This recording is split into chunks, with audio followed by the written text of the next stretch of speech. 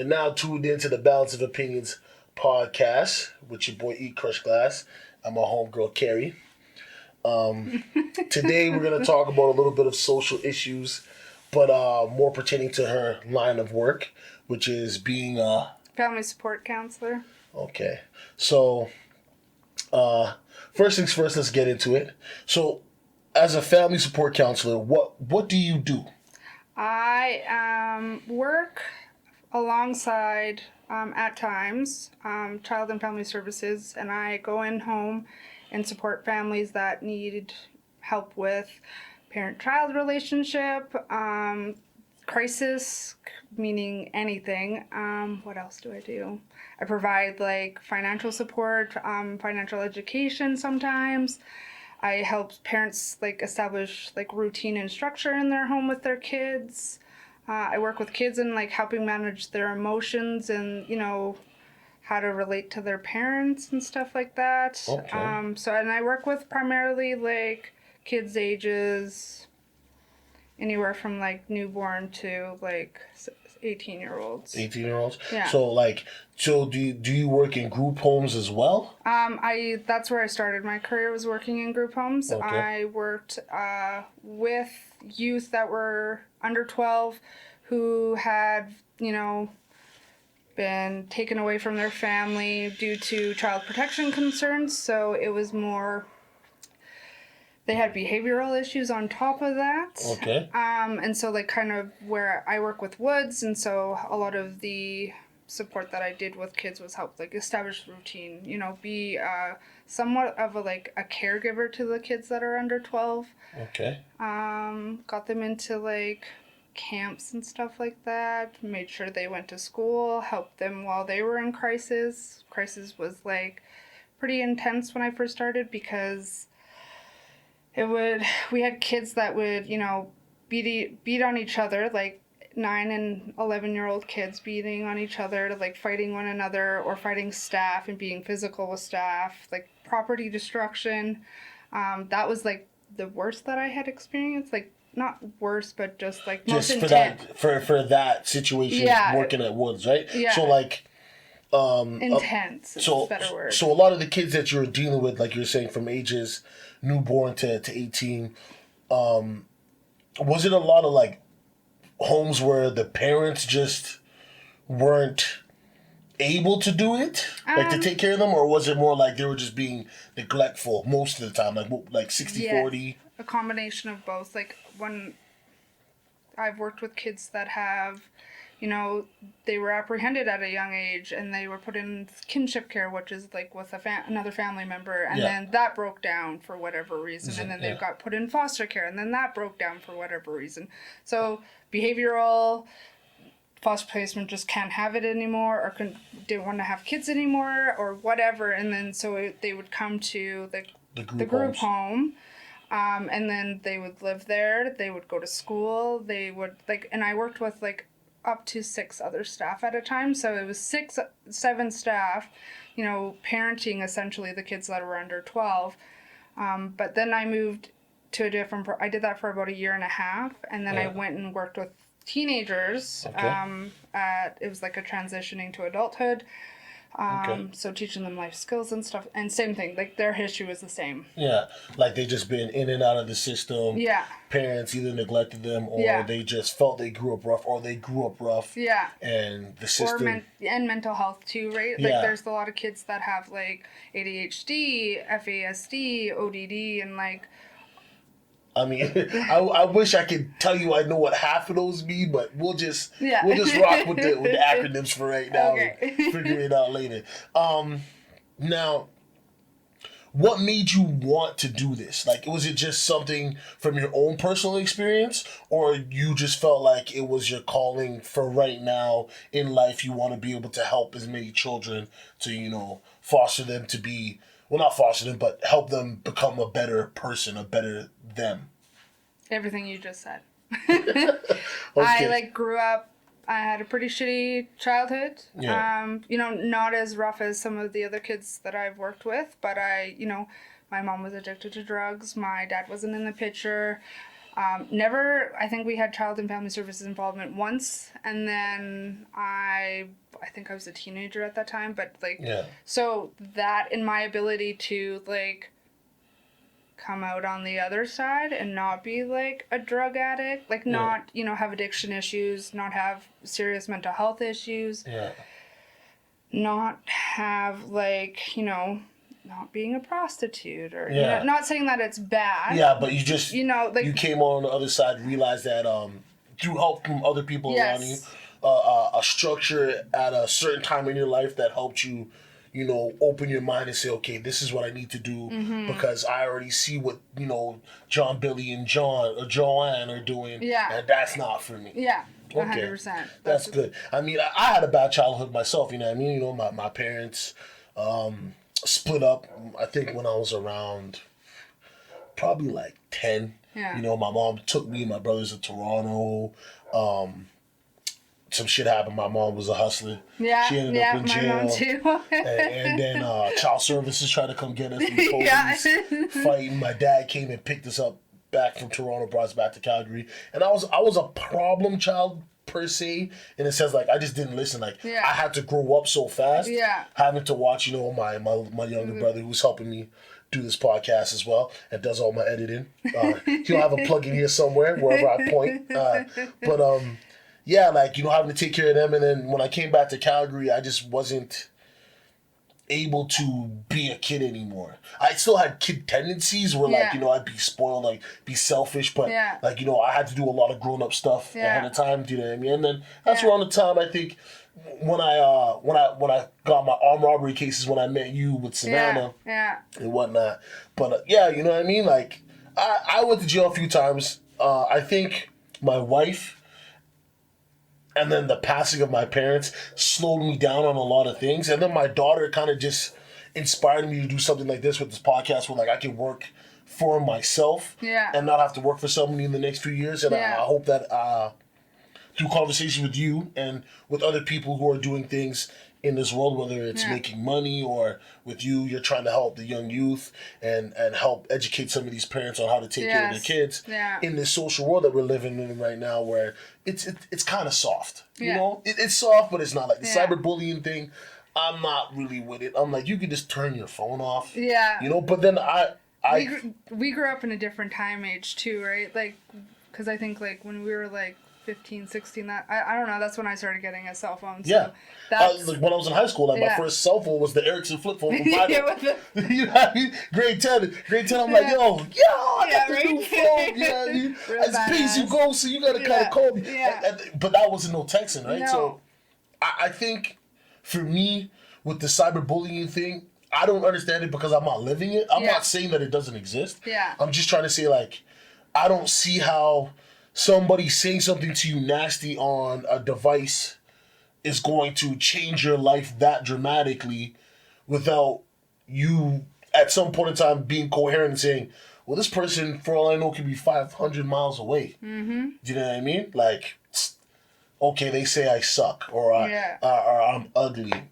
Yeah. Okay, buddy, get a life. You know what I mean? Because for me, people who go into YouTube and go on people's comments and they're like, oh, you're ugly.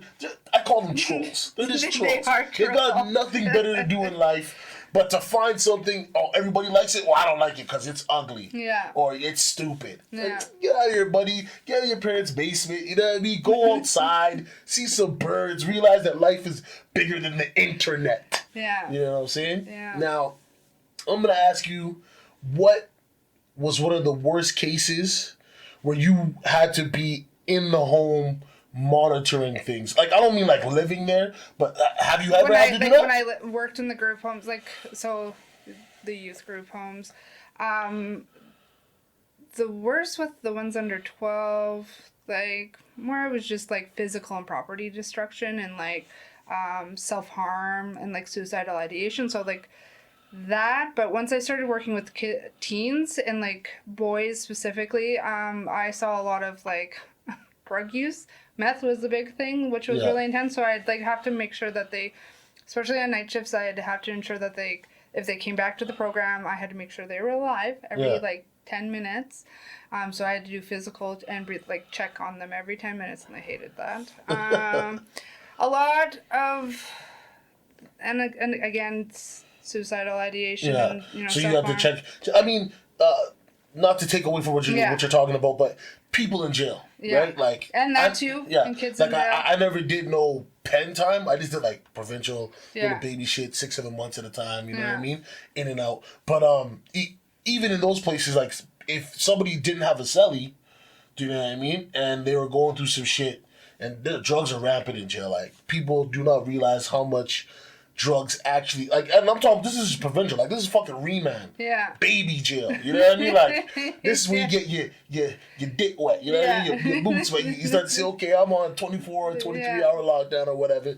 Yeah, people were in there taking drugs to try to get away. And some people, like, I didn't see nobody physically do it, but I heard stories of people, like, taking a bunch of acid. And, like, it's not, I would probably say maybe a 2-story building, maybe a story building. Some people would just dive off the railings, man, like right off the tier, like head first. Because they couldn't take it because, you know, they're going through trial and it could be a life sentence or, you know, whatever. And whatever they did, if they've done it, they just couldn't take it no more. And it was like the drugs, they already had the suicidal thoughts and they were already mentally damaged. And then like the drugs just said, you know what, fuck it, let's do it. Yeah. So, I mean, that's probably what you were dealing with a lot. Yeah, a lot of kids. it. Like, not to that extreme extent, but you have to kind of check on them and... Well, pretty much. Like, we had lots of kids that, you know, were in and out of the CYOC. Okay, youth jail. Yeah. Like that's baby jail. Yeah. But, and they thought they were hardcore, but again, like, these kids came from pretty, like, fucked up situations and had fucked up things happen to them, like sexual abuse. Yeah. Physical abuse. And their way of, like, handling it and just...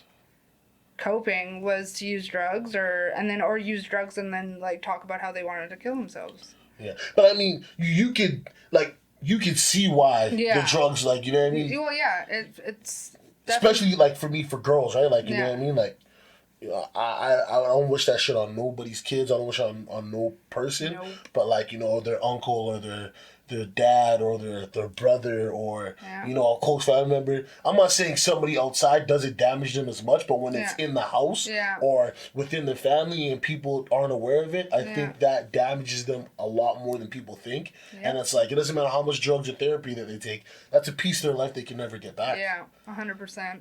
You know what I mean? Yeah. I mean, it must be rough dealing with those type of kids at times because, you know, you can't really see the damage. Yeah. You can tell there's damage, but you don't know to what extent. And, you know, things can go really south real quick. And the thing with, like, humans in general is that, like, we take our shit out on people, right? Like, it doesn't matter who you are. No, like, trust you me, take your shit out on people, right? Yeah. And so that's what those kids did. Like, we were their punching bags. They're, like, you know, metaphorically. Yeah, of course. And sometimes... Yeah, physically. But more when I worked with the teen boys, it was, like, you know, a lot of property destruction and a lot of, like, they would just yell and swear and call you every name in the book. Yeah. Fuck it, you Billy. Yeah, you hope you die. Yeah, I had one kid, he and 3 other kids, actually, on a night shift, sat and continuously called me a fucking whore, a cunt, and something else. And then they got creative about it. This was the best. They got creative. They wrote it on Post-it notes and posted it all. Like, got a bunch of Post-its. And then posted it all over the TV. I was like, that's really great. Thanks, guys. Yeah. But, I mean, you see, and that's the thing. Like, my wife is a nurse aide, right? So she deals with people who are demented. And some of them, they're very physical. They're very... You know what I mean? Like, and it's not totally their fault. No, because they're not there. They're not there, right? But then to see that we would call them the young adults, their brain's still not even fully developed. Yeah. So they're doing drugs because of pain. They're going through this pain. They don't know how to cope with it. And the only way that they know how to cope with it that might make them feel better about themselves is shitting on you or somebody within the staff that you're working with, and then trying to make it seem like, that's life, man. I'm a gangster. Yeah. You know what I mean? And it's sad because, you know, I can't lie. I probably, at one point in time in my life, was like that. Yeah. Do you know what I mean? As a young man, feeling, you know, abandoned at times or Do you know what I mean? I've seen a therapist, you know, like for my parents passing and for my grandmother. I see one every once in a while. That I think part of it is too. At one point in time, I was partying very hard at my house in Rundle, and with I was living with one of my cousins. He was upstairs and I had downstairs. So it was his house. Yeah. So like I used to have these barbecues every like second weekend, right? Like 40, 50 was at the house, drinking, smoking, and I took like 7 grams of mushrooms. And like I was fucked up for like it had to be like 3 months. Like the high came down, but there were certain times I would be around people and just have these thoughts, you know what I mean? Like or just move like a certain way where people were like, "Yo, you all right?" And I'm like, "Man, I don't even know if I'm on right now. Like I don't know if I'm still high on the mushrooms or whatever it is." Yeah. Kids, don't do drugs. Do drugs, but just pay attention to what you're doing. There's no rule book in how much you're supposed to do, but just make sure you're not going ham on those things, okay? So now that we broke down part of what you do, when you plan to move out of the city or continue your life somewhere else, is this a career that you would want to take with you, or do you think that this is a career for what you have right now and what you're trying to build right now, and maybe you might want to move up in the ranks of that career, or head to another one that might interest you?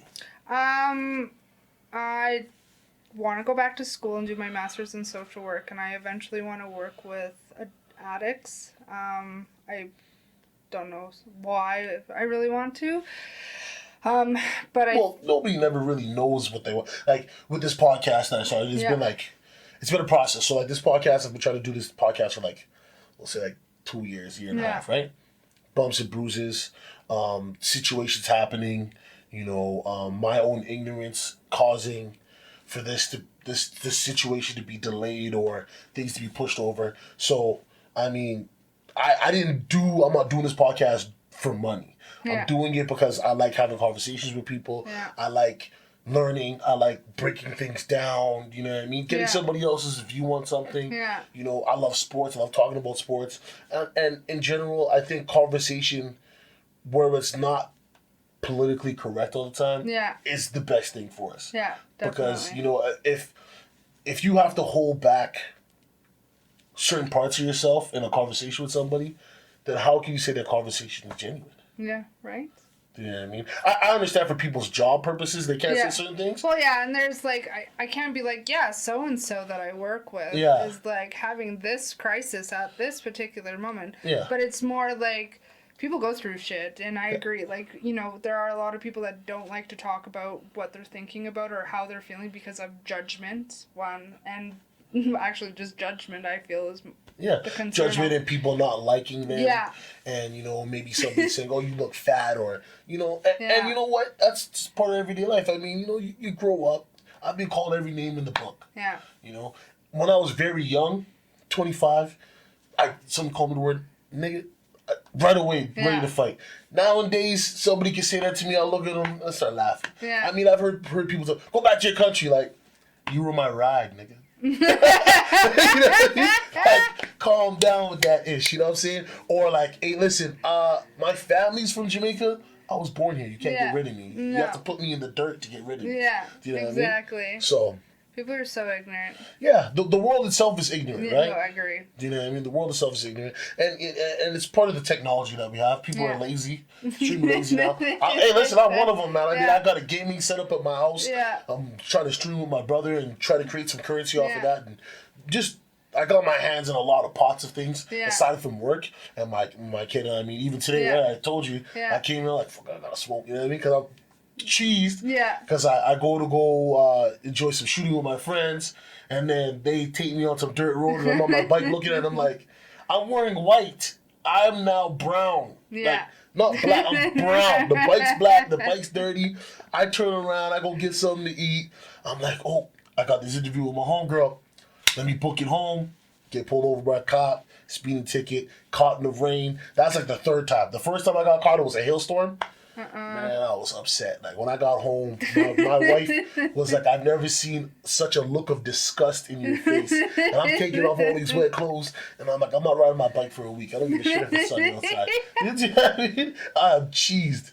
You know what I'm saying? But it comes with the territory of riding a bike. Yeah. You know? Well, it's so much freedom. People don't understand how much freedom it is to actually be on a motorcycle yourself. Like, not a passenger, but be on yourself, and you can control the speed. And you just, it's not like when bikers call a vehicle a cage, it's because there's so many things impeding your vision that, like, you can't enjoy driving. Yeah. You're just driving to get where you need to go. Or when you're riding a motorcycle, you're able to see everything. It sucks, some of the smells you get, because you know, you smell your own gasoline, somebody else's exhaust, a diesel. Yeah. But you get everything outside, you know, at a high level. You know what I'm saying?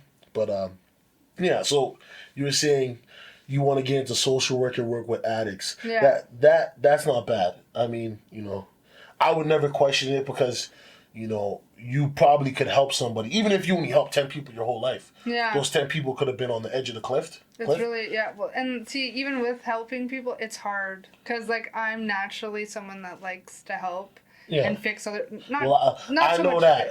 Yeah. I like helping people. I like, you know, problem solving for them. Mind you, when it comes to myself, I'm not that great, but... Who is? Right? If life came with an instruction book, we'd all be rich, right? Exactly. And but it also comes with a lot of emotional, like, baggage too. I've definitely this year I had a really big, you know, boundary thing when it came to work. I had a former client that I worked with in a group home, and he was accessing the shelter. I should probably use too much detail. Anyways, like, him and I and the staff that we worked, he also had, like, interactions with, had a great relationship. We had a great group of kids. We had a great group of staff. And everything was like, these kids were actually kind of slowly but surely making progress in their lives. And then they aged out and moved out.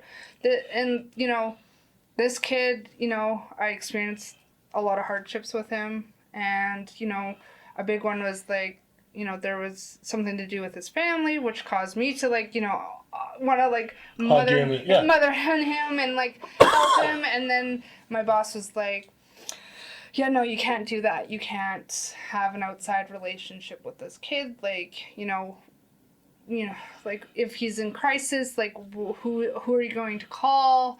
Like, what are you going to do? And all this stuff. And I was like, well, I already know what to do. I would call a social worker. And, like, because he's, you know, 21 now and still has a social worker, and that's fine. But he was, like, experiencing a lot of personal crisis, and I couldn't help him. And that was so hard because, it was we have I think it's a 2-year policy where, like, we can't interact with any kids that are no longer clients of ours. And that's, like, in the rule book, like, you can get fired. Yeah, well, and it's a boundary. My understanding is it's a boundary issue, right? So if I worked with a kid named Joe. Yeah. And I worked with him from 2017 to 2018 or 2019. And we had a great relationship. I was his key worker, and then he moved on to a different program, and I left the agency and ran into the kid 6 months later. Yeah. And the kid was like, I need support. Like, I couldn't help him. I would have to navigate to these resources, but I couldn't be like, yeah, you and I, let's go have coffee. Let's go meet in the community and have a discussion. Now, do you think that's a rule that needs to be changed? Because I understand why they have it there, because it's just like in jail, right? Yeah. Like, I hate to keep referring to jail, but I'm just referring to it because I've been watching a lot of things on these other YouTube channels about these guys coming fresh out of prison in America, right? In California, right? So I've been watching those, and they're explaining certain things, like one guy escaped by using the CO girl, the guard, right? She liked him, you know what I mean? He got it in, and then he started getting there to do this and do that. So that's why I understand why there's that boundary, right? Because next thing you know, you're trying to help him, and he goes, oh, you know, I just need to hit the drugs. And you're like, I don't want him to go get the drugs over here, and I'm dead, I'll go get it. So I fully understand that, but then the other part of it, the other half of it is like, what happens if I just really want to genuinely sit down and help this person? Yeah. And be able to maybe not give them advice, but give them somebody they can talk to they're very familiar with. So they're going to let go of their most intimate secrets. They're not going to hold back and try to give you half the story. Yeah, because you have that rapport with them already. Right? Yeah. So, I mean, I can see that. That's messed up, though. But it is what it is. Yeah. Right? No, and I struggled at first to understand that, but I definitely do understand now because it does, like, it's personal safety. Like, you know, you could create a really strong relationship with a youth, and, you know, once they're 21, it could turn into something very, like, inappropriate or, like... And you don't know if they're all mentally there, or if you yourself is all mentally there, and things can go wrong. Yeah. You can be heading for a fucked up day. Yeah, exactly. Okay. Yeah, exactly. So... Now that we've broken all that down, we're going to get into some relationship talk, okay? All right. Now, the reason why I'm bringing this up and we're going to have this conversation, we're going to chop it up for a minute. Okay. It's because you're a female, I'm a male. I don't like to have just a male's perspective on certain things. It's good to have a female. And every female is different, but there's certain characteristics or certain situations where it doesn't matter what kind of female it is. Yeah, it's a no-no. Yeah. It's a no-go. Do you know what I mean? Yeah. So, now, do you believe in a relationship that... And I think you've probably seen this, but you didn't answer the poll. I see you guys looking on I catch you guys looking on the Instagram, man. And y'all ain't answering the questions, fam. Help me help you, my dude. Help me help you. Even if you don't understand it, hit me up in the DM and I'll explain it to you. Or, you know, just give an honest answer. I'm not going to post everybody's, but I'll post here and there. You know, I need y'all to work with me, baby. Now, in a relationship, you and a man are not living in a house. You guys are living separately, but it's a 6-month relationship, right? Yeah. Do you believe that there's supposed to be compromise on both sides, or compromise more on one than the other? I'm a firm believer of compromise on both sides. Because I think that when it's just one person compromising all the time, it creates a power indifference or imbalance of power. Yeah. There we go. So, yeah. Okay. I definitely think that compromise on both sides. Okay. And do you believe in a relationship, if there's nothing but honesty, but the person may make a lot of mistakes, that you can deal with it compared to them lying to you and still making those mistakes? Excuse me. Yeah, it would depend on the mistakes that are being made. Well, of course. But I definitely understand that, honesty for me is a big thing. So I'd rather have a person tell me the truth and what's going on and they're fucking up and, you know, making mistakes and are as truthful rather than someone being shady and lying. Okay, now, not to get into your personal life, just okay, so let's say you and Billy. Yeah. I know I'm using these names. I'm not making fun of you white people. It's just a name like Frank or Jimmy or John. They're just typical common. Right? They're just common names, okay? So you and Billy now are not dating. You guys are seeing each other, right? So not exclusive. Right? So Billy goes to you and says, listen, I like you. I want to build something, but right now I'm messing with a whole bunch of girls. So if you see me outside with another female, please don't act up because, you know, we're not really dating. Do you know what I mean? Like, he's giving you the free card, like, okay, this is something that we're trying to explore within ourselves, but let's not hamstring, if that's the correct term, each other into thinking, okay, this is something that's long-term. You're my one and only, and it's only you and I. Would you be comfortable with a situation like that, or would you feel like you'd want to say, listen, man, we don't have to be officially dating, but I'm not comfortable with you seeing other people? If they, like I said, this is them being honest about it. From the jump, before there's any sexual interaction, like you guys are just starting to like and hang out and get to know. Yeah, I feel that like really. Yeah. Be honest, if you're like no. I feel that like. If the guy was that straight up and was like, yo, I'm just, you know, still trying to figure shit out, then cool, we can be friends. It doesn't hurt to be friends. Okay. Can't hurt to be friends with benefits and all that stuff. Well, you know, he's got benefits elsewhere, so that would be kind of like, I don't I don't think I would be sleeping with him. You see, and that's what I want. I want an honest answer, right? Yeah, I don't think I would sleep with him. I would more just like befriend him and see where, like, what kind of person he is. But you know shit happens, though, right? Of course. Like, there might be a time you guys are well, drinking, even whatever. still, like, why can't I be in the same situation?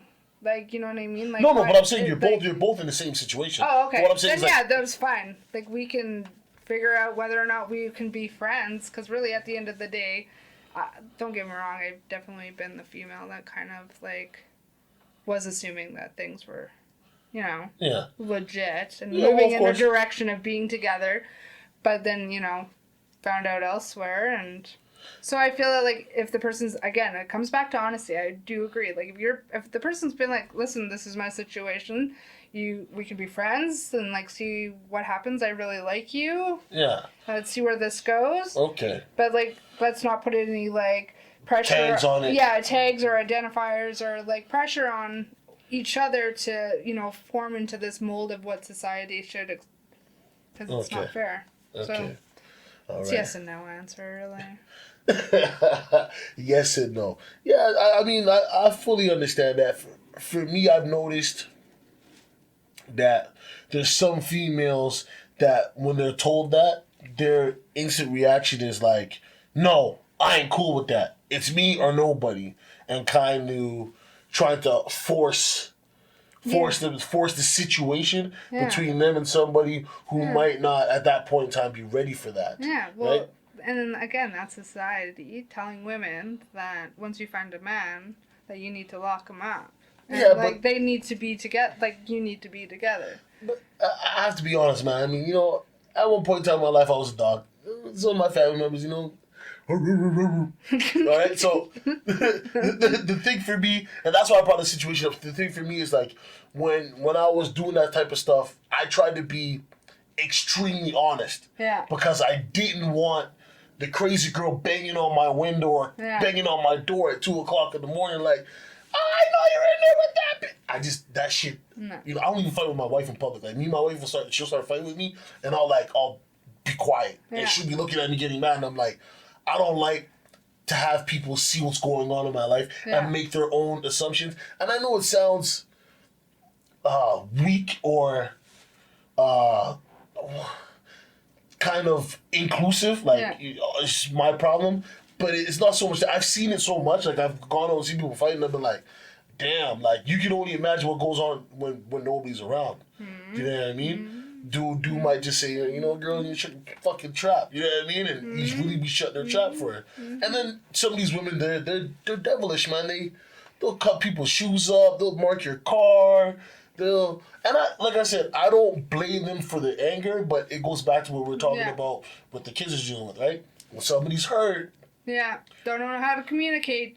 Never learned the skills of how to communicate or how to handle, you know, conflict with other people or be in a healthy relationship or, like, and it's not even the kids that I work with, it's everybody, right? Like, no, of course it's everybody, but I'm just saying that's just a situation we can narrow everything down and say, okay, you see, these people, they have nobody, so if they don't learn communication skills from the people that are trying to help them, then it takes longer for them to adjust to society or adjust to having relationships with people that can be healthy. Yeah. Because, you know, even with me, communication for me has always been up and down. Yeah. Do you know what I mean? I would say I am a little passive aggressive, but I'm kind of the passive aggressive where it's like, I'll work with you all day and try to bend, but once I see you don't even bend an inch, I start getting agitated real quick, like, really? Yeah. Okay, so you want me to go here and get the groceries, but you want to drive the fucking car? Yeah. Are you stupid? Yeah. But that's my own thought. That's just the way I am, right? Because I'm like, I'm not saying that it's 50-50. If I do something for you, you have to do something for me. No, of course not. If we're working together, we have a plan. We have to be a team. Yeah. So whatever your weakness is, if that's my strength, I'm supposed to cover that. Yeah, and vice versa. And vice versa. But then as we're doing that, we're supposed to be able to get rid of that as a weakness and now have that as a strength. Yeah. Do you see what I'm saying? So that's always been me. You know, I have been a procrastinator of things. You know what I mean? Oh, yeah, you know, I'm going to fucking lose weight this year. No, I'm going to sit down and play some more Xbox and drink some fucking Mountain Dew and smoke some weed and probably go party. I don't party that much anymore. I got out of it because Calgary. It's the same shit every weekend. The same people. You know, even to this day, I still see people that I saw at the club when I was 18. Of course. Do you want to know why? Let me explain something to you. When I was going to Jelly Bean, not Jelly Bean, those all ages. Jimmy Dean's and all ages. Dances. Jelly Bean dances that's crazy. But I was going to all ages when they had about the palace and shit like that. Yeah. Some of these older dudes I used to see like, yo, dude, what are you doing here, bro? And I went to the club. It wasn't all ages, but I went to the club. And I felt like I was in Area 51. I'm like, these motherfuckers are like aliens. And then I started to see some of these other guys, and I'm like, we all the same age. What the fuck are we doing in the club? We too old for this. Like, we should be at lounges or, you know, doing something that adults do. Yeah. Like, the club area, the club feeling, I felt for me was like when you're a young adult and you just want to go and have fun. Yeah. But it comes a point in time in your life where it's like, you need to do more than just have fun. Yeah. Things should have a purpose. Yeah. It shouldn't just be like, yeah, well, I got paid today. I ain't really got that much bills to pay. Let's go to the club and spend $500. Yeah. And get drunk, and then tomorrow I'm sitting here and say, fuck, I'm broke, and I'm puking, and God knows whatever else is going on with me, right? Got it. Yeah. Yeah, 100%. But I mean, I'll still go to the club here and there, like if somebody's birthday, we'll go party, shit like that. How about you? How's Calgary for you? Because I mean, the last person I interviewed, I asked him the same thing, and me and them were on the same wavelength. Like, yeah, you know, he'd rather go take trips and stuff like that. But how's it for you though? I don't have people I can go to the club with, therefore I don't go to the clubs. But I do like a lot of. I have a girlfriend that takes me like. She goes to like punk shows and like rock and roll shows, so I do those with her. Because is that? No, just like I like a variety. Like I went to this like total hipster thing the other day, and it was like an art installation with like selling of like art gallery. Yeah, like kind of like an art gallery, but then it also they were selling like 1980s and 1990 clothing because it was like, you know how hipsters are wearing like clothes from the 90s. Yeah, now? The freaking bell bottoms and all that. Yeah, the bell bottoms are like the really like high waisted pants, like the mom pance and stuff. So yeah, it was. Yeah, I felt so awkward. I don't know if y'all see that look, but that look is $1 million worth of game right there. Yeah. So like, but I don't do the club anymore. I'll do pubs. Yeah. I think that clubs are fun. I just don't have anybody to go with. Really, I feel like I do, but I don't. And I'm kind of quitting the club right now. Yeah. Because there's people that go there that I don't want to see. Yeah, of course. I mean, but that's the thing though, right? Like for me, like when I went to the clubs, I didn't even care if I seen like some dude or some girl. Like I was just like, yo, I'm going here to have fun. Yeah. If they make it a situation, then we'll deal with it. But if I can sit in my corner and chill and do my thing, and they can sit in their corner and chill and do their thing, and there's no conflict, man, I don't give a damn. Because at one point in time of my life, I used to really depend on people's affirmation and their validation for me to feel. Do you know what I mean? Over the past couple years here, I'll probably say yet again after my parents died. So like, you know, it's not too far ago. My parents been on for 4 or 5 years. So like 4 or 5 years ago, when my dad died, I kind of became a little more cold-hearted, right? Yeah. Like, you know, we go to the club and we're partying and drinking and I'm trying to forget about everything. And I be partying with like, you know, 20 people and I feel like I'm by myself. Yeah. You know what I mean? So I'd start acting out or wherever the case is. And then when my mom died, I just kind of said, you know what? I kind of almost took off my filter. Like, if I don't like somebody, I don't fucking like you, dude. Fuck out of here. Yeah. Before, I used to just be like, you know what? As long as they're not bothering me, I'm good. You know what I mean? Because I try to be welcoming of everybody. If you hang with somebody I don't like, I'm not gonna stop hanging with you because you hang with them. Do you know what I mean? I just kind of like tell you, like, try not to bring that person around. But if you need to, all good, as long as they don't fuck with me. You know what I'm saying? Nowadays, I'm kind of like, oh, you fucking with homeboy? Alright, check this out. Don't bring them around. Like, if you coming, come without that person. Because if you come with that person, I'm probably just gonna walk off on you. You know what I mean? Like, I didn't even say nothing. Well, sometimes me myself would bring the negative energy. Yeah. Because I'd have a disdain or I just wouldn't like this person. You would switch and you just like, you know yourself now, and it's like, okay, And that's okay not to be, I don't hang around certain people just because of that reason, yeah, too. You know what I mean? Like, you see them and you see something in them and you know, or they put on a show and you're like, that's not who you are. Yeah. You know what? Yeah.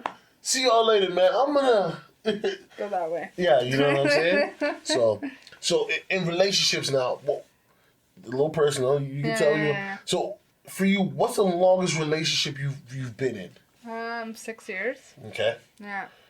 There's ups and downs and everything. Nothing's perfect. Like I said, life doesn't come with instructions, right? So if it did, we'd all be millionaires, and diseases would be cured, and we'd all be singing Kumbaya and holding hands. Holding hands every day. Yeah, do you know what I mean? So how was that relationship, and were there things in there that you feel were lessons more than disappointments?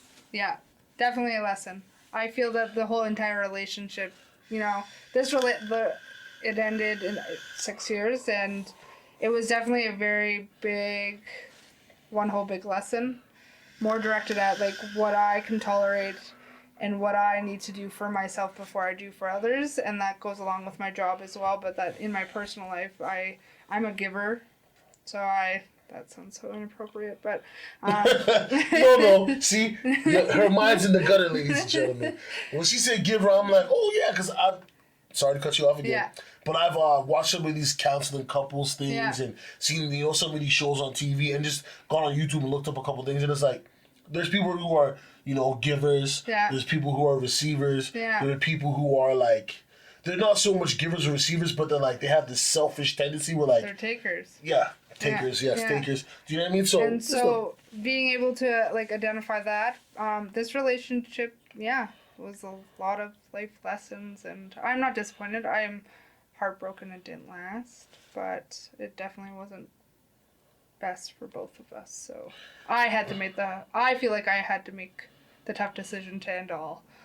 But see, when you say that, like I said, I'm not trying to pry too much. No. But when you say you had to make the decision for both of you, I personally feel what you're really trying to say is you had to make the decision for yourself. Because remember, right?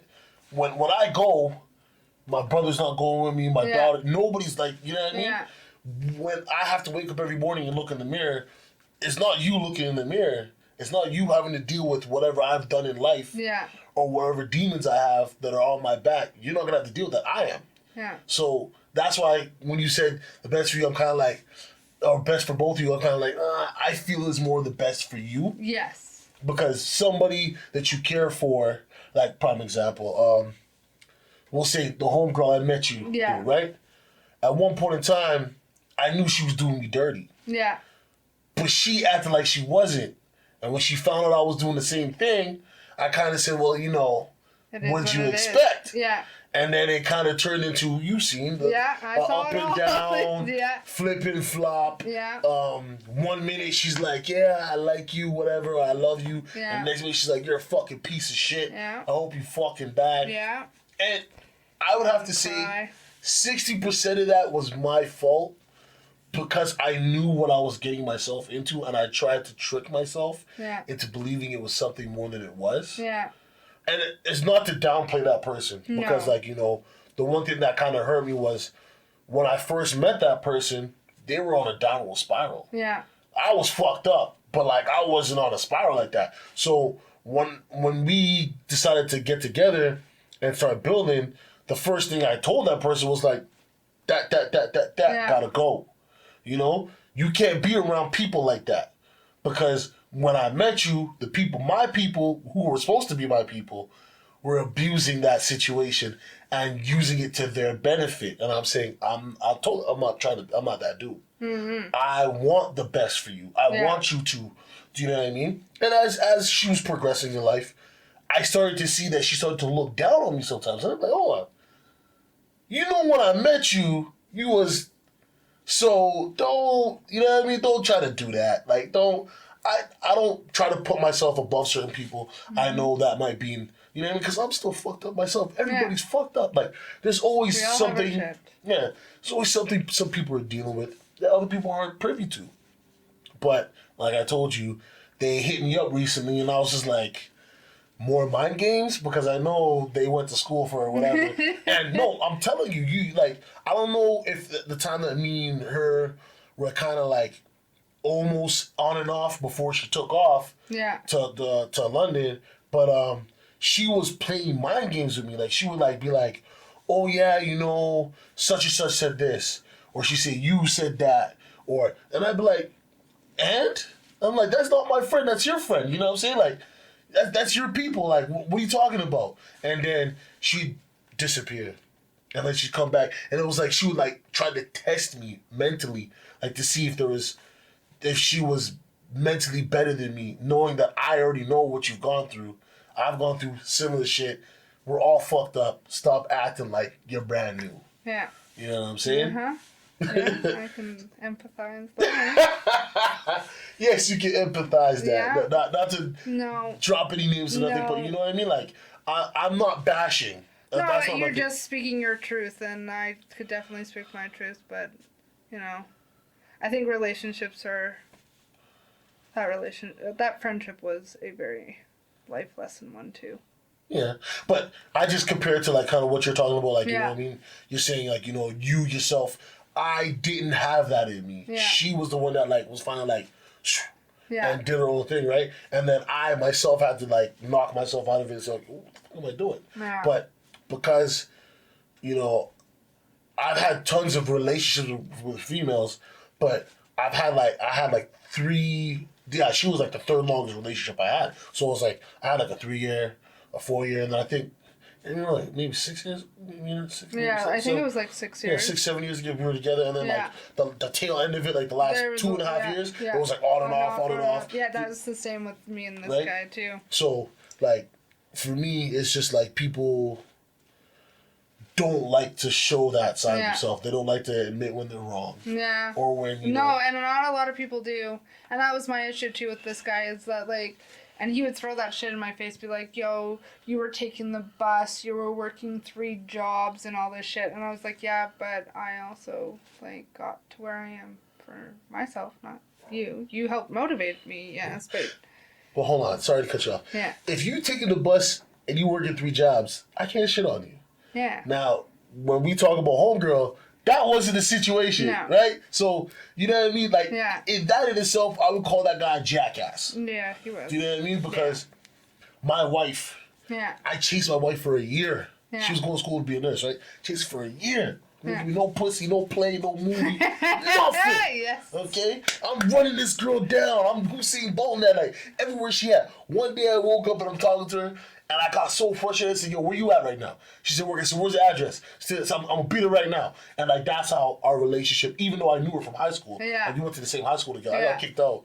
But we, like, she dated a couple of guys that I knew that were friends of mine at that time. But we're not friends now. It's not a problem. It's just you grow out of being friends with certain people. So I had to run her down, you know what I mean? Like, it was like I had to press for what I wanted. And people don't understand that in life, some things fall into your lap and some things you have to go and get. Yeah. Do you know what I mean? So the fact that dude was sitting there while you're working 3 jobs to go to school and pay your loans and all that stuff and using that to throw in your face, that's quite petty, because it could have been a situation where you didn't have nothing. Yeah. And then he came along, and then now you have all these things. Yeah. And then maybe depending on the situation of why you didn't have all those things, not to say that he has the right you have the right to throw in people's faces, but sometimes you have to give people a reality check. Like, yo, listen, I'm not saying that Shorty wouldn't be where she's at right now, but I can guarantee you that I was a huge factor in why that trajectory in her life changed, because the people that were around before I came and were around when I came, they weren't steering her in any path of self-enlightenment or self-construction. No. They were trying to get her to self-destruct. Yeah. You know what I mean? I'll call you, let's have some liquor, some weed, I'll give you some, you know, whatever, and I'll get what I want out of you. And then, you know, the next day you wake up and whatever, you know what I mean? Or, hey, homeboy, you want something? Yeah, man, this girl, fuck, all we're going to do is, you know what I mean? I've been around that. Like, me and my previous partner with this whole podcast, shout out to Motherland Free, aka DJ Free. He's doing this thing. You know, he probably has some stuff going on. If he ever lets me know, I'll plug it in here. But sometimes with people, you can get things confused through a situation of being misled. Yeah. Or not getting the whole story. Yeah. And being misled and not getting the whole story is two different things, right? Because, there's little white lies, and then there's full out fucking lies. Like, yeah, I was with fucking Billy and you fucking, selling drugs. Yeah. And then it's like, yeah, Billy's a fucking drug head. Yeah. But you're the one selling the drugs to Billy. And Billy decided to. Yeah. Yeah. Do you know what I mean? Yeah. But, I mean,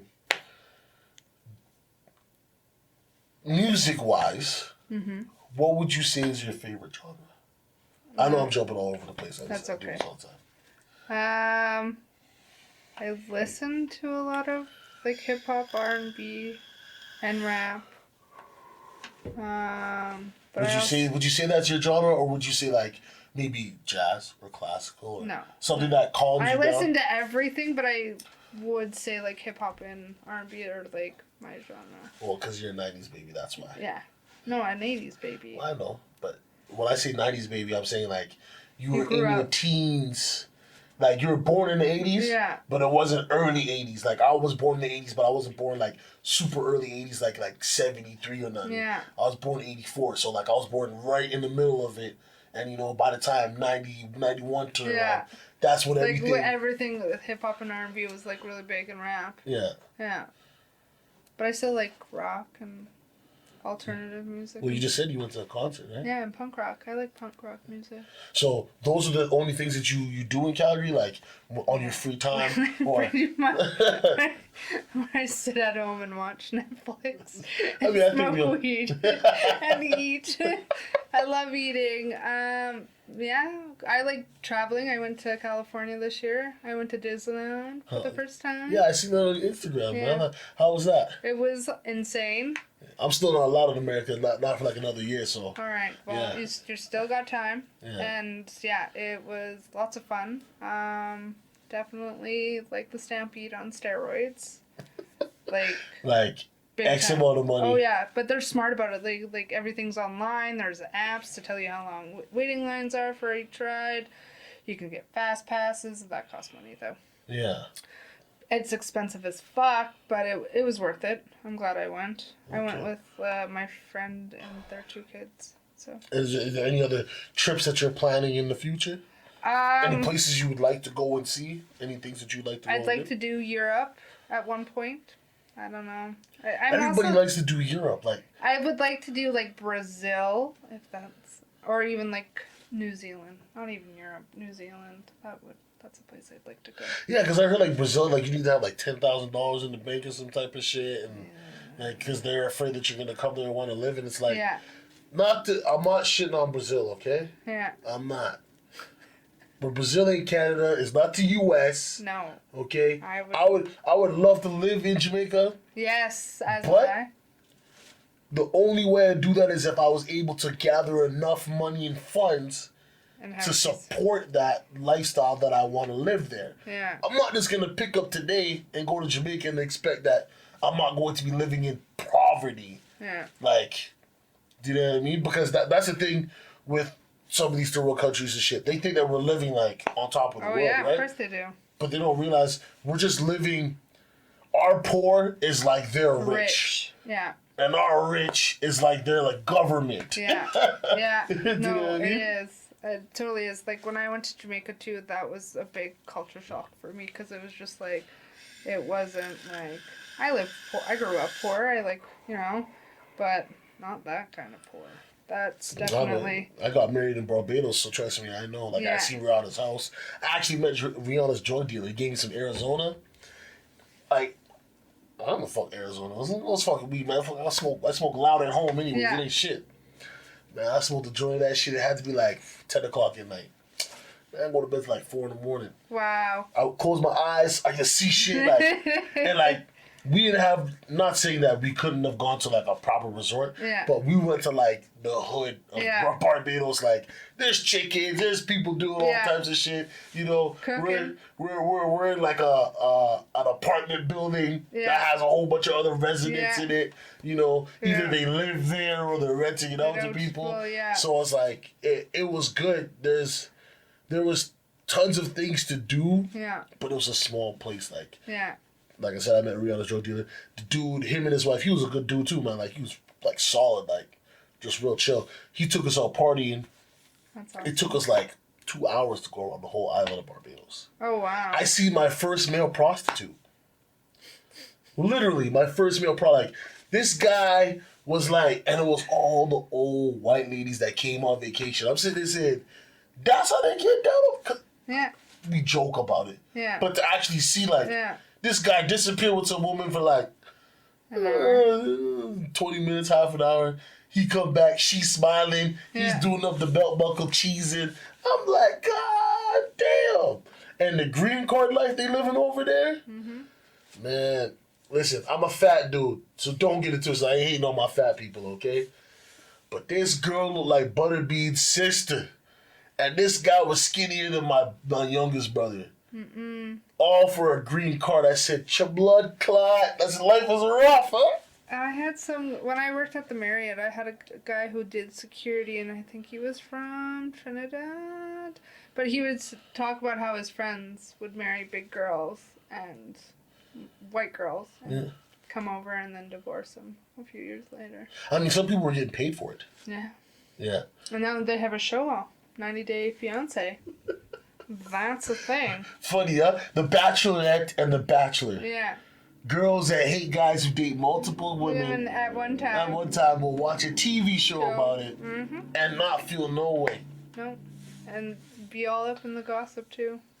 But I think, to be honest, I think everybody is. As much as people want to act like they don't want to hear gossip, come on now. Everybody likes Come on now, people. Everybody likes I'm not saying that everybody want to be in everybody's business like Mary or Marvin Povich, you know what I mean? Or like Jerry Springer. But you know you like a little bit of drama, okay?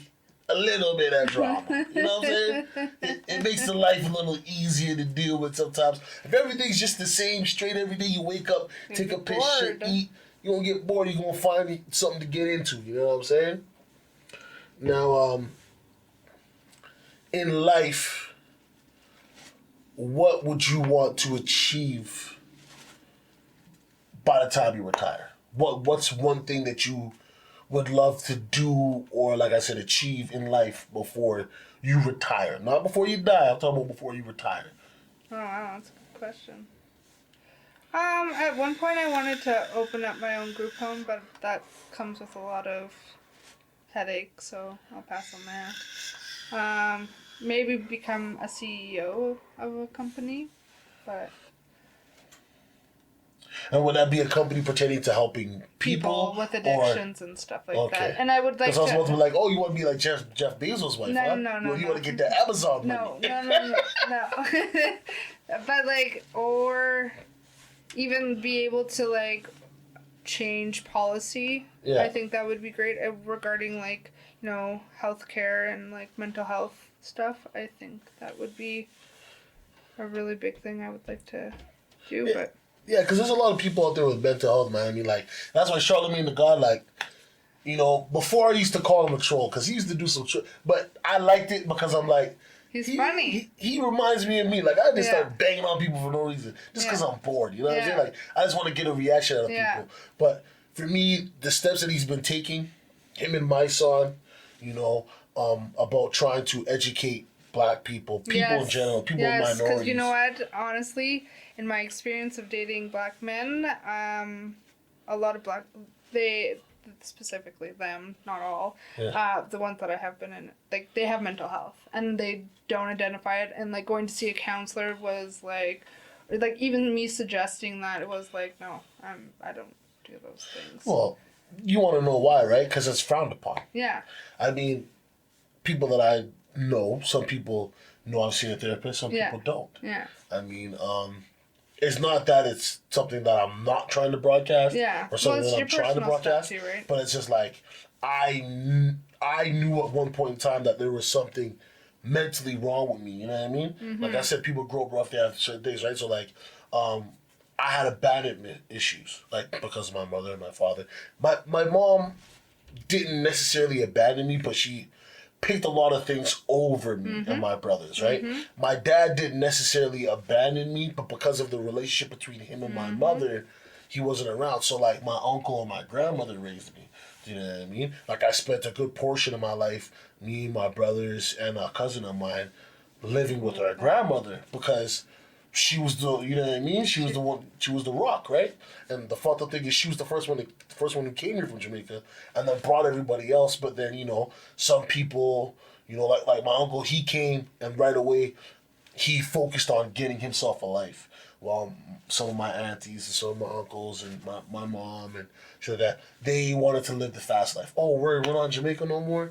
This is how people are getting down? Like, fuck, this is fucking awesome. Yeah. You know what I mean? Yeah. And it led to bullshit, but it's like that for most people in life. Do you know what I mean? Mm-hmm. Whether you come from another country or not, right? You get wrapped up in a lifestyle, you see something, glitz and glamour. Oh, fuck, you know? Why am I going to go to school when I can fucking do this and not realizing that this is short term. This isn't a long term plan. Yeah. Do you know what I mean? Yeah. So I had to see therapists. And, you know, I believe what Charlamagne says. You know, a lot of black males, females, I'd say they've always, but a lot of black males tend to forget that we do sometimes end up being raised by women. So, you know, we don't choose to have women tendencies at times, but, you know, the spitefulness, you know, being vindictive, being chatty. Kind of get that from our counterpart, right? Yeah. Like women, because that's what we're raised around. Yeah. So, you know, when you have a strong male figure in your life, I'm not saying I didn't. I had my father. My father never abandoned me. He was always there. But my uncle was always there too. But do you know what I mean? I had people around me who were chatty patties. And, do you know what I mean? Wanted to talk a little too much. And also in the Jamaican culture too, the woman is viewed as like the head of the household too. Yeah, most of the time. Most of the time, you know what I mean? Unless the father, the male, is predominantly there to be that figure, it's usually the mom. Yeah. You know what I mean? Because the dad's always out working. Yeah, you know what I mean? And you know Jamaicans, man. Come over, they got 20 jobs. Yeah. Like, my grandmother had like 5-6 jobs, man. You know, women always made shit meet, you know what I mean? And my uncle always came through and helped out, so, you know what I mean? But yeah, mental health is definitely like a huge thing. I think people, not just black males or, you know, everybody should check out, you know, they should read up on it and make sure that their mind's right, you know what I'm saying? And there's nothing wrong with it. Don't ever think that because you have to see a therapist or a psychiatrist that, you know, or you ask for help. Yeah, that, you know, you're less than a human being. We all have demons. We all have problems that we have to deal with, and you know, it'll be what it'll be. To end off this whole convo, actually, no, we'll keep going for about another 20 minutes. You got another 20 minutes? Another 20. You got another 20 in you? All right.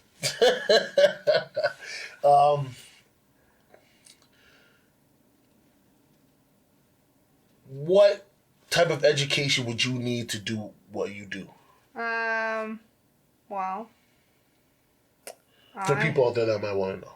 I have a degree in psychology, but I'm going to be doing my master's in, well, I have 2 options that I want to try out for. I'm going to apply for a master's of social work and then a master's of counseling psych, which is like an advancement. You can do criminal justice degree. You can do a diploma in social work or a degree in social work. You can do a degree in child and youth care studies. Yeah, that's about it, I think. So you could have, like, honestly, you could have any kind of education, like a diploma or a degree of some sort. Like, there are a couple of people that I worked with that had business degrees and came and worked in the field of, like, working in group homes and stuff. So okay, so it's not like there's no real requirement. No. You just have to have a degree at education and have some type of common sense. Yeah, exactly. And know how to, like, you know, care for kids and know a structure and routine for kids. Deal with people. And deal with people, right? Like, So would you say, like, business is almost like a form of communication. Yeah. I mean, on paper, do you know what I mean? Like, somebody will show you a spreadsheet. You got to figure out where the discrepancies are, how to fix things. And that would lead to better communication skills, you'd say? If in a business degree? Communication, yeah, just communication. Like, because from my understanding, like a business degree is somebody learning how to run a business, right? Yeah. So you have to learn how to count the money. Yeah. Divvy it up. Yeah. Make a profit, but still be able to pull in more. Do you know what I mean? Yes. So that would be you, like, communicating on paper. Yes. Oh yeah, essentially. So Okay. you like a large portion of my work is like interacting with people or with clients, but it's also like documenting how I'm interacting with those clients, like what I suggested, like what I recommended, what work we did. So that's a large portion of my work. Okay. So yes, communication. I think I answered that right. Yes, you did. Okay. Now, I said 20 minutes, but I'm going to cut it shorter. Now, I can come back again. This wasn't too bad. Oh, no, I'm going to have you back. I'm going to Okay. have a bud, like, the homeboy I did another one with. I'm just, for y'all information anyways, I'm trying to interact with people that I actually already know that are doing something different than what I'm doing and trying to shine a light on it and educate people as well as myself, because I don't know half this stuff. Like, when you see your social worker, I'm like, oh, social worker. You fucking hand out food stamps and tell people get in line or hey, buddy, fuck off. You're not getting another loan or whatever the case is. You know what I'm saying? I don't know these things, so I like to educate myself, and while I'm doing that, I like to educate others. So, same question I asked one, if there's one thing in this world that you could change, what would it be? We all know world peace and all that extra shit. But what would you change? You yourself, what would you change if you could change one thing in this world? White people's entitlement. Actually, all people's entitlement. No, it's okay. The first one was all right. No, but like she was on the. We'll start with white people first. Okay. But then everyone. Okay. So what would you consider white people entitled? Because you see, I'm a black man. If I start doing it, it's gonna sound like I'm racist. I've got a white lady here who can explain these things to you, and it's not just because she dated black men. No. Okay. It's what she sees. I'm aware. She woke for the Twitter people out there. Yeah, I'm woke. The list is so big. Knock off 5 things. Like how white people think that they should budge in line at stores. How they talk to people of other colors. Other races, I don't believe in race, so other ethnic groups and other cultural backgrounds. What else? Oh, I feel like I'm being put on the spot. You are. Where you look, I can't pull a light off. Where were you? November 26, 1982. I think that it would have to start with like top down. I think that we need leaders to be aware of that. Not just for black people, but also for indigenous people. Like here in Canada, it's a big shit show.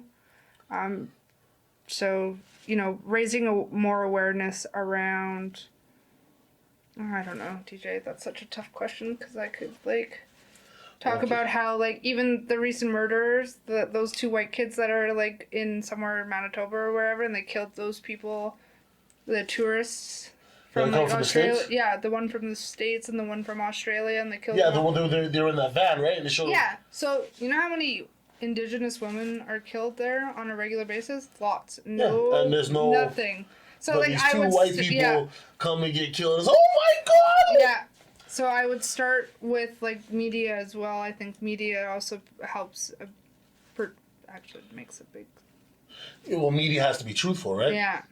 A lot of times the media can have you hating the same thing that's not oppressing you and loving the same thing that's oppressing you, right? Yeah. That's a quote from somebody. I'll figure it out later. I'll hit it someday.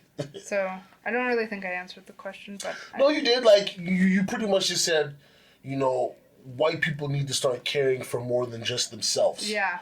They need to care for others. You know what I mean? But that goes all the way across the board, right? Yeah, of course, everyone.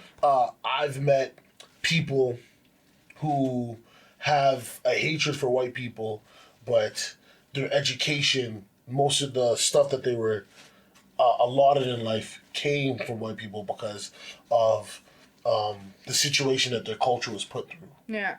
Do you know what I mean? But they turn around and say, "Oh, fuck the white guy," and it's kind of like, well, you know, the white guy paid for your education. You can't really be saying, "Fuck the white guy." The white guy got you a good job. You know, you're living good. Yeah, you worked in those opportunities, but those opportunities were given to you by just your hard work. Somebody said, "Hey, we did this to you. Here's the avenues for you to do something to better yourself and to better your culture. Now you can take it and run with it, do whatever the fuck you want. But just so you know, we gave this to you, so our hands are clean." Yeah. You know what I mean? So that's it for the one thing you would change. Yeah. Is with the way white people in general treat other and then people in general. And then people in general. Because, like, you know, there is racism that happens within, like, you know, the East Indian people, correct? And Chinese people, you know, I've heard, again, I don't... Yeah. Where, you know, the lighter skin is more valued than the darker skin and stuff like that. Yeah, I mean, no, honestly, we can talk about, you know, a little brief, but it's true though. Like, but it's something that it's really messed up because we're in Canada, right? Yeah. So like, I don't really believe there's any black slavery in Canada. It was all from America, but people migrated all over the place, right? So for all I know, my great granddaddy could have been working in them cotton fields, and he said, "Fuck this, I'm going to Jamaica," or he could have been on the boat going to America and said, "There's an island right there, man. Fuck this shit." You know what I mean? I don't care if I drown. Yeah. And he got right, but people tend to show how their upbringing is. I mean, I think you've seen a post on my IG, not the one for the podcast, but where I said, like, you know, children will play with whoever they will until somebody tells them not to. So, you know, I personally met a white guy who was a blood killer. He was a Crip, but then turned into a neo-Nazi. And I'm working with him in the kitchen. You know, I just came out of jail. The only job I could find. At this time, I was still messing with a homegirl there. Yeah. And it was that place over on Barlow. Where I used to make all the food, right? So I'm working with him, and like he would just say stupid shit. You know what I mean? I'm like, "Yo, dude, what's your problem?" "I don't like your kind." I'm like, "What do you mean you don't like my kind?"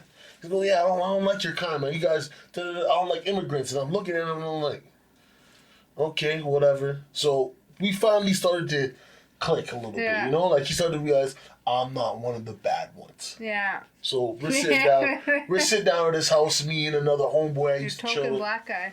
Yeah, I guess that's what I am. Yeah. For a token black guy, you know, whatever. Yeah. Fat, chubby, whatever you want to call it, likes to crack jokes, likes to be in the mix. We're at his house, and this is when I see the tattoo. He's got BK, right? But then he has a collage of every neo-Nazi on the other arm. And I want to get to another part that's going to have you even more. Because I'm like, if you confused, then I've got to be like, I don't even know. Okay? So we're over there, we're talking, you know. He's, I used to be, and he knew a homeboy that I knew that was a gangbanger that came from Cali. So it was just weird, you know what I mean? Yeah. So I had to ask him simple questions. I said, "Why do you hate people of color?" "Well, I don't know, they're just, whatever, right? You know, they have all these rights, and I don't have my rights, and I saw my rights, and Thor's hammer and Odin and all these extra things, right?" But then I see his girlfriend's Spanish. So I was like, "The fuck? You don't like niggas or you don't like colored people? Like, which one is it?" "Oh man, I just don't like people." And then I said, "Okay, that's all good." Yeah. So these people that you ride for, you're white boys, you're the true whatever you want to call them. I said, when you're sitting in jail, did they feed you? Did they take care of your family? He said, "No." I said, "Okay then. So you hate me. I ain't even do nothing to you. But you're saying I'm the reason why you're suffering, while the people that you say you're trying to help cleanse the earth or whatever, they're not helping you in any form or fashion other than to put a battery in your back and have you go out here and kill somebody or get killed." He broke down. Started crying, "Oh yeah, you're right." And I said, "What are you?" This motherfucker was half white and half native. I said, "What the fuck? You're gonna tell me that me, just me, right? I'm full black, or Canadian. Yeah. I don't deserve any motherfucking rights. I shouldn't be here, nothing. But I'm looking at you and saying, you're not even full whatever you're supposed to be. Yeah. And you have hate for all these people. Because he's confused. But everybody's confused. Yeah. Everybody. And then they get brainwashed into thinking. Right?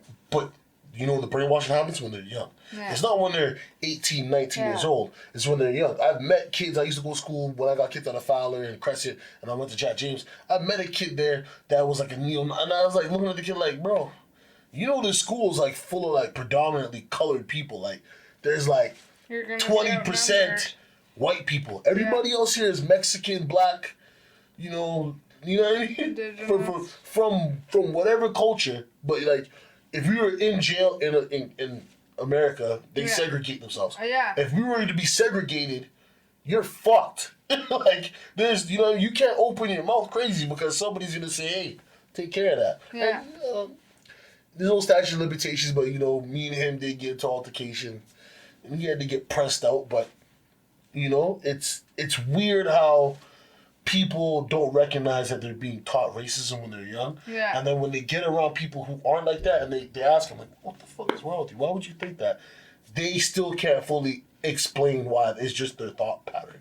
Well, and that's the other thing, too, because your cousin that I worked with at Totem there. Yeah. I foolishly was like, oh, you're just like all the other NIGGAs that I know. And he got bent out of shape.